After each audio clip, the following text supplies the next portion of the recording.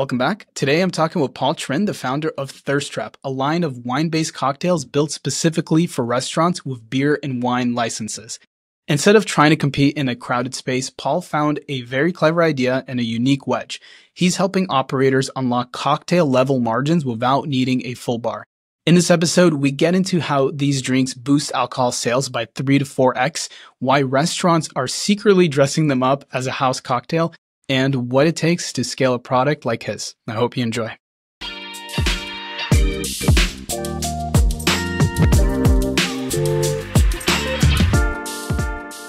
Paul, welcome to the show. How are you doing today? Oh, good, man. Thanks for having me. I really appreciate it. And hopefully the listeners find it useful what we're going to talk about today. Absolutely. Well, listen, I always ask my guests a little bit about themselves. How did you get into this industry? I know you are selling to restaurants, which is, I know from experience, it's a challenge of its own. So kind of help us, walk us through how you got into the business now. And, maybe if there were any experiences that you think prepared you for your current role, we'd love to hear it. Totally. Okay. So if you look at my background on LinkedIn, or you just Google my name, Paul Trinh, right? I'm probably the first or second Paul Trinh that shows up. But what you'll find is that I'm not a CPG guy. I'm not a restaurant guy. I have no experience in that space. My experience, what you'll find is that I was in litigation consulting as a forensic accountant for 15 years. And during my work there, I did basically complex commercial litigation. And part of that work, I did a lot of disputes between partners of all different types of companies. Sometimes you'll have something like a CPG that's about to go to market, and there's a dispute amongst the partners, right? So you start to see a lot of pitfalls of people arguing. But from that, it was a kind of a cool experience because I do it for 15 years, had a lot of legal contacts. So what happens a lot of times in these disputes is that two partners let's say it's two partners. They get into an argument and they sue each other, right? At the end of the day, the lawyers are arguing, about the legality behind who's liable. Is there liability? Is there even any money at stake here? I was the guy that kind of went in and looked at the business models and looked at the facts and then tried to establish what the value of an idea was. If it was already making money, then it's easier. But sometimes you'd have a concept like a pudding, for example, that hasn't even yet been out in the marketplace. How do you determine what the damages of one partner A suing partner B, right? If liability is established. So from that work, my brother at the time was managing a couple of restaurants during the pandemic. And when the whole world shut down, he freaked out. I think we all did. I think everyone was done. Everyone was dying, right? And and he was like, what am I going to do? And he decided to turn all of his craft cocktails into to-go. And most people were doing to-go in like a top, plastic cup, right? He was like, you know what? If I take this a little step farther and I pressurize a keg, I push it through my draft line and I fill up an empty can.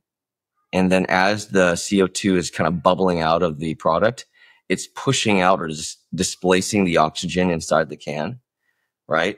If I seal it immediately, I'm reducing the amount of oxygen inside the product, which then increases its shelf life. So I can basically batch this stuff out for a day and have my to-go sales go for a whole week, right? Or even 2 weeks. So that's what his concept was. He's doing That's a good find. And so if you walk into his restaurant during the pandemic, it wasn't open. It was just his bartenders were basically just micro canning to-go cocktails. And that's how he survived the pandemic, right? And coming out of the pandemic, then I'm still forensic accountant. I'm drinking his drinks because everyone was drinking RTDs during that time. And I'm like, these are good. And he's like, oh, well, I want to bring these to market now. Now that let's get these on retail shelves. And I was like, well, you can never do that because your stuff is not shelf stable. And he's like, they are shelf stable.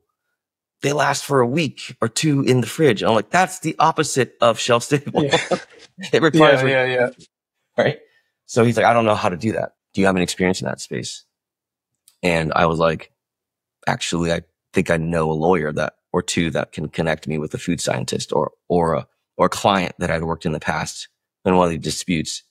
So I called I called one of the attorneys. He made a referral to the client. The client took my call because they remembered the work that we did for them, right? And I told them what we were doing. We're trying to shelf-stabilize craft cocktails for mass market. And they were like, oh, I don't do that, but this guy does.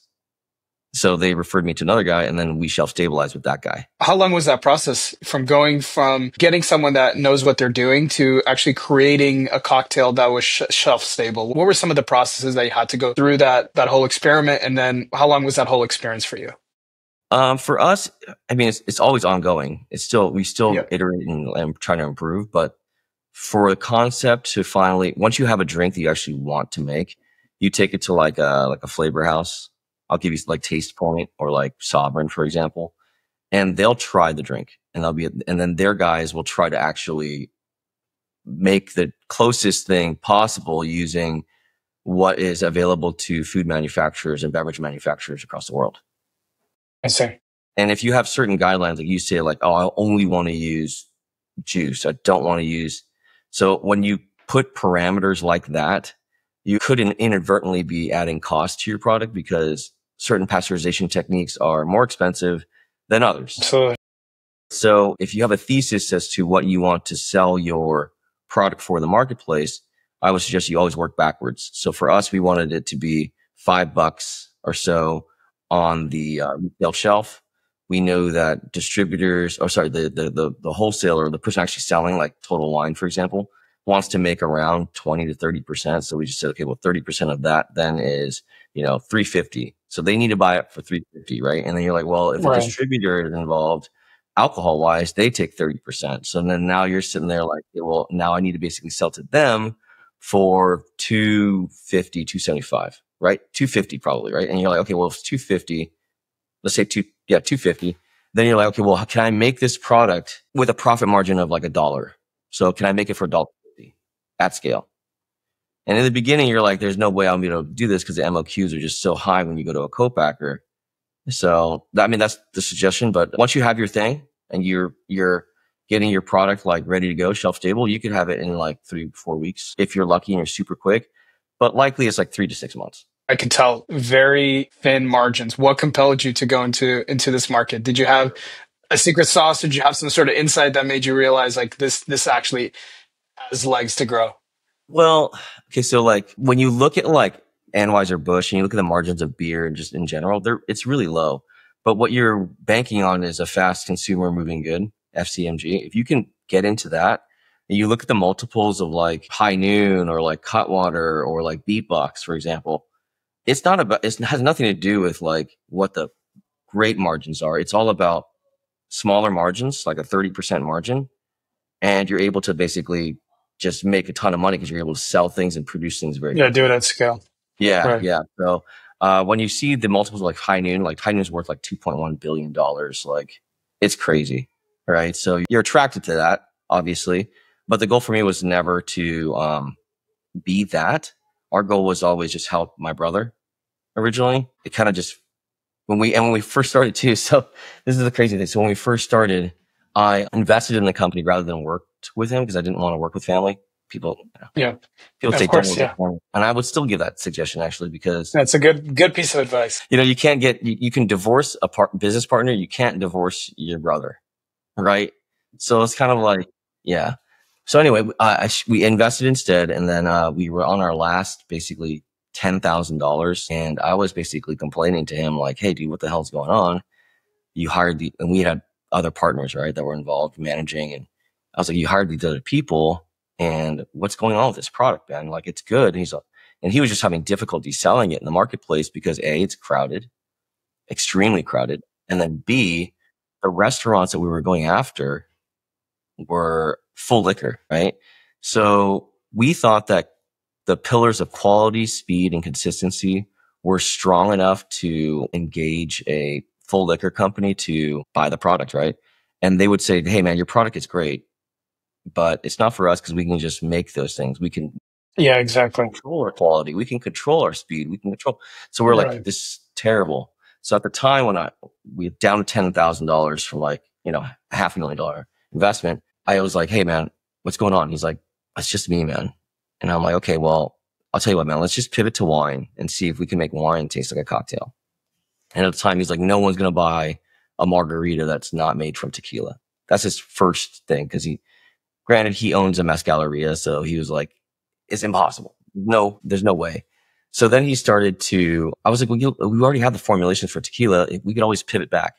Let's just try it and see what happens. Let's open the door and see what happens. So we opened the door, we reformulated to wine. Turns out we can make them taste exactly like a real margarita. So we then went to the same strategy, go to market. But this time we didn't say anything about quality. We didn't say anything. Well, we said quality. We didn't say anything about speed or convenience. Those are just two things we didn't talk about. And we went to a taqueria and we were like, hey, you want to serve a margarita? And the guy was like, I can't. I could only sell Modelo's and sangria, and I have this kombucha. I was like, well, actually, this product you can.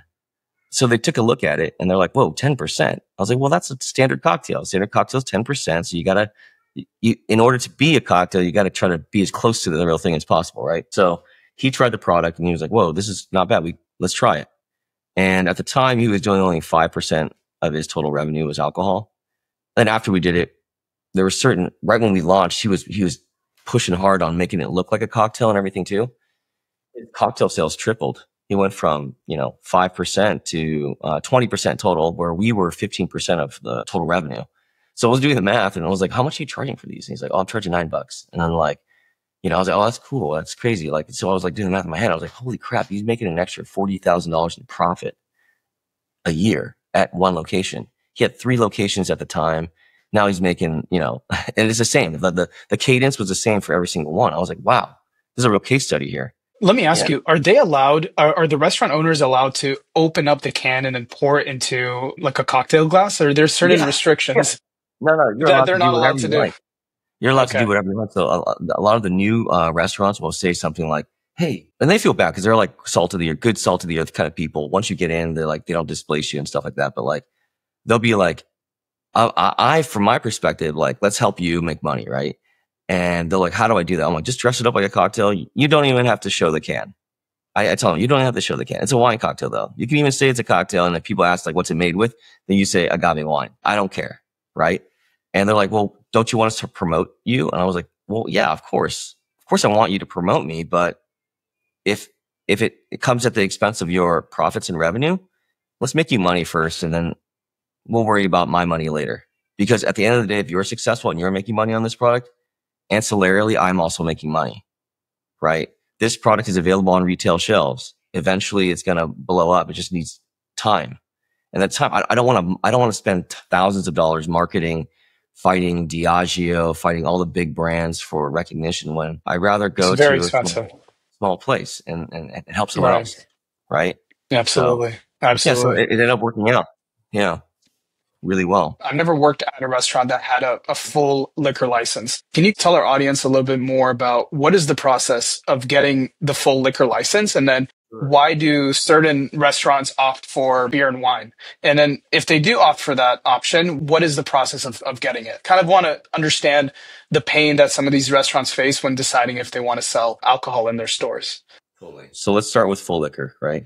If you start with full liquor, every single year, the TTB, which is the taxation board that governs alcohol, they issue out licenses for on-premise operators. It's a lottery system. It's a lottery. Okay. Oh, interesting. You'll have let's say you have I don't know the number, but let's say you have 1,000 licenses that are available. You'll have 150,000 people applying for those 1,000 slots. So you have a 1, maybe even less than 1% chance of getting it. If you get it, you need to, on your application, you need to already have a place that you're renting for 2 years. So you have to be sitting on this thing. You have to also pay the fee to apply. It's like $1,500, I think. And then you sit and you wait. The chances of you getting it, probably 0, right? You're probably not getting it. Alternatively, you can go and buy one. So every market's different. So someone won the lottery, basically, didn't have any infractions, had it for 2 years, and now it's a asset on their balance sheet. So they can now sell it. So if you do that, it's in LA, it's anywhere from 100 to 150 grand. If you get a good deal, you probably get for 80 grand, right? Let's say you now get the license, whether it's via the lottery or you get it via the $80,000 purchase.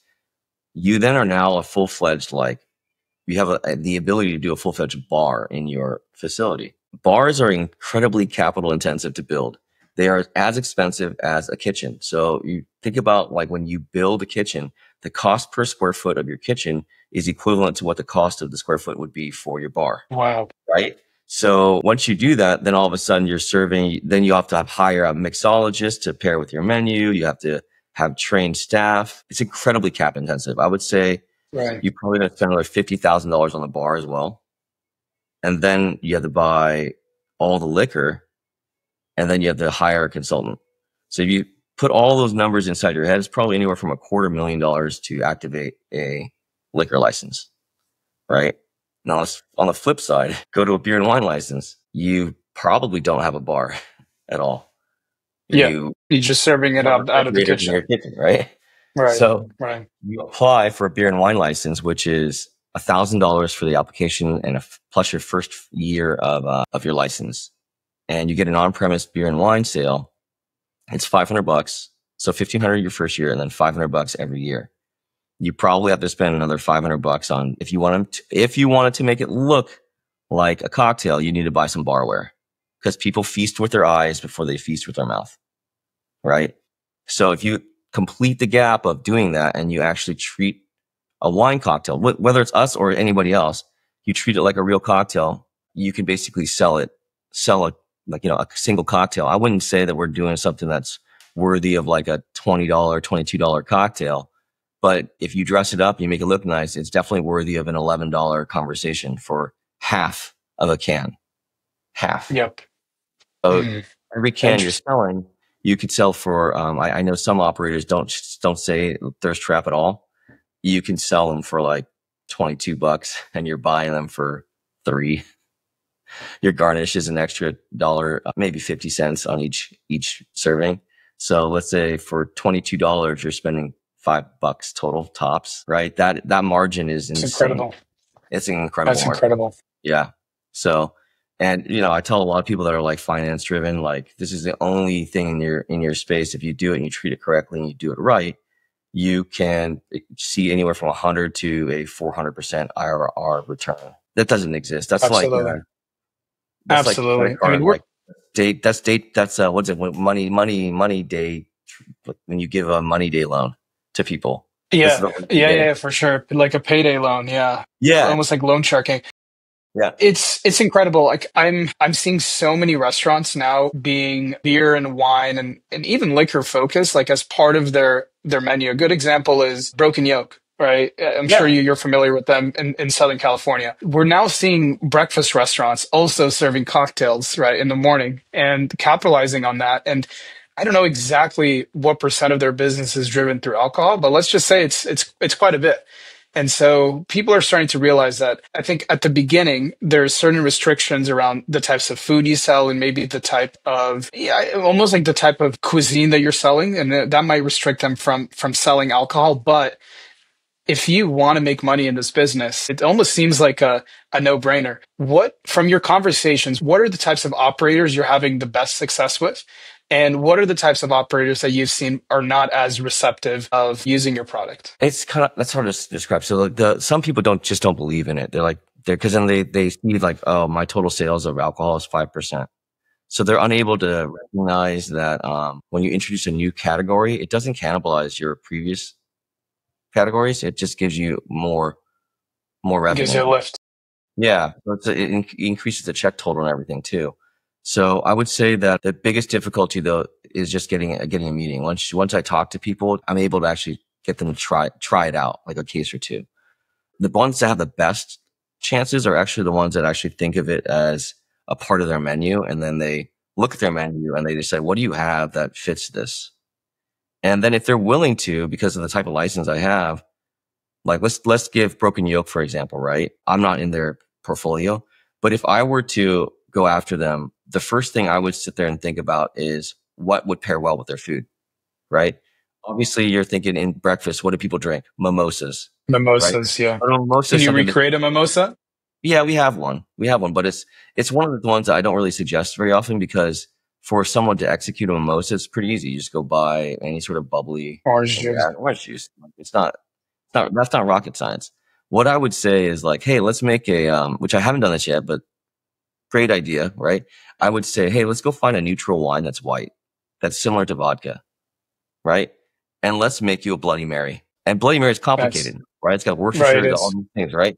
I Like see. let's make it to Yeah. where it's easy to serve, and then all you need to do Right. is Eliminate the celery, work for freaking the thing, employee. Tabasco, everything. We'll throw it on a freaking keg. You drop it on ice, and you sell each Mm. Bloody Mary for X dollars. I don't know about you, but some Mm. Bloody Marys with bacon and blah blah blah, blue cheese olives and all that stuff, you're like clocking at some restaurants $18 at a hotel, right? So I just don't see how you wouldn't want to capitalize on that. Is a Bloody Mary going to eat into your mimosa sales? Hell no, it's not going to. I don't think so. It's not. Yeah, the It's just people going that to be buy hard. that buy Bloody Marys do not look like the ones that buy mimosas. Celery, super cheap, dude. You know? Yeah, And so I give I you love all it. the kind of like the playhouse for that, and then you make it. And so what I would do is in my mind is nothing's going to beat fresh, tomato juice, for example. I wouldn't put tomato juice in the product. I would tell you, hey, look, I'm going to make you a clarified version of this. It's going to be designed to where you add in a shot of tomato juice to give it the color. And then I want you to put celery, a lime's wedge. And then if you want to put olives, you can, and bacon. It's all up to you. But the more you do to make it look like a Bloody Mary, the more money you're going to make. Right. Right. Yeah. That's amazing. Where are you selling the product? Where can we find you on, retail shelves or even at restaurants? Retail is great. We just got into Total Wine in, what was it? August last year. 6 stores were piloting us. And then we got a complete expansion into SoCal Total Wine, was, February this year. So it's only been 2.5 months since we've been in market. Our drink right now is trending to be 3rd in the category, only behind Buzzball and Beatbox as a wine cocktail.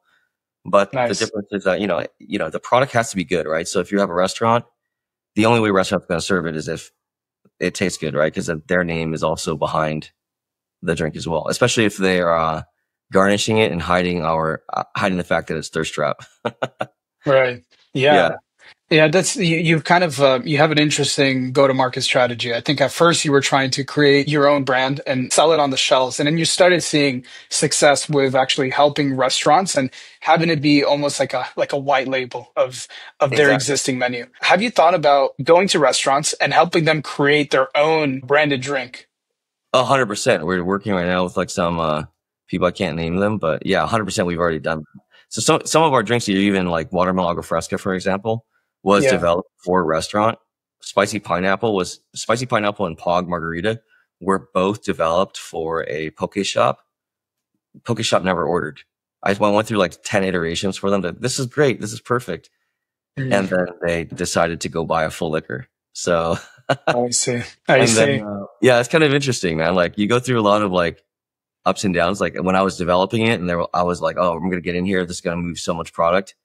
And they just never ordered it. It was pretty defeating, but I'm sure. it's one of Absolutely. they're our best SKUs. Like watermelon fresca is crazy. We did it for a pizza shop Nice.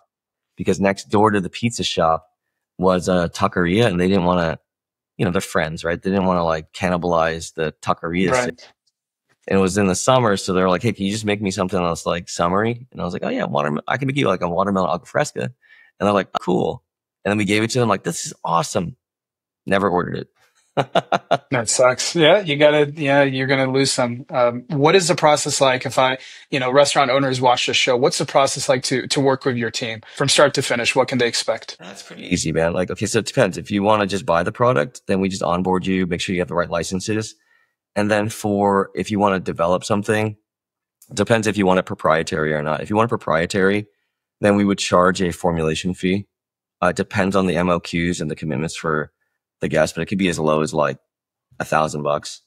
And then we would do runs of it. So because we have to go and source all the stuff in bulk in order to get it at a low enough price. Yeah. And then we have to obviously if it's something bespoke for their location, we do request that we get some sort of co-label recognition so that our retail product accelerates as well. And then we go through what's called label design, and label design gets submitted to the government, which is called a COLA.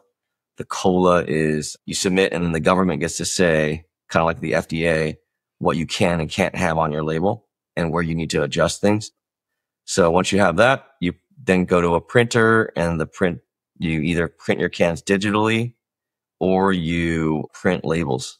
So we have relationships with both can manufacturers and label manufacturers to where we can get the product made. So, and then we make it. Awesome. So we have equipment to make it too. So yeah. And Awesome. I think all in all, if you wanted to get something like bespoke, it would take about 2 to 3 months to get it into your stack. But in the meantime, like, the chances of stuff having something that fits your menu already is quite high. It's pretty high. Yeah, because you guys have already done so many drinks. That's amazing. Yeah, and even those mocktail activations too. Right. For example, like our company does all the mocktail activations for Liquid IV across the country. So we were at Miami, we were at Lollapalooza, we were at Coachella. Yeah, so that's we pretty do cool. mocktails and everything too. So if it's a mocktail, it don't matter. We can just work with you. It just has to be compliant with what you're trying to do. So right. Yeah. That's an amazing partnership with Liquid IV. It's crazy. They're Definitely, I must have tried it. I don't know if you were at the previous Coachella, but that's pretty cool. Were you inside? If you went to Coachella, they have this thing called Neon Festival inside the campgrounds. It's after Coachella closes down. They have Neon Fest, which is no alcohol, obviously, but all the camp people go to it because there's still DJs and stuff that go there. Liquid IV was there. Liquid IV was there. And then we activated, like, I think it was like 40,000 mocktails, rehydration mocktails for them. So we did like a lemon lime margarita, but we used their lemon lime. Nice. And then we basically then infused the lemon lime base with our proprietary margarita mix, and then had it pushed out onto kegs, and then they served like 40,000 of them. So yeah. That's incredible. Well, you're doing the Lord's work there in Coachella, helping everyone revive themselves. So, Paul, this has been, for me, very educational to understand what the process is like for restaurants to consider selling alcohol. And I think you found a really nice wedge. And I wish you guys all the success. If there's any restaurant owners that I know that you think you can work with, just let me know, and I'll definitely make that introduction. Thanks for having me again, and I appreciate it. And if I can help anybody that's listening to this podcast, feel free to reach out to me, look me up, or send a message via our website or Instagram even. And we're so small right now. I'm the guy that responds to all of it. So perfect. All the links will be in the description, so you guys definitely check Paul and his business out. Paul, thank you so much. You have a good day. Thank you. Appreciate it. Thanks, Daniel. Take care.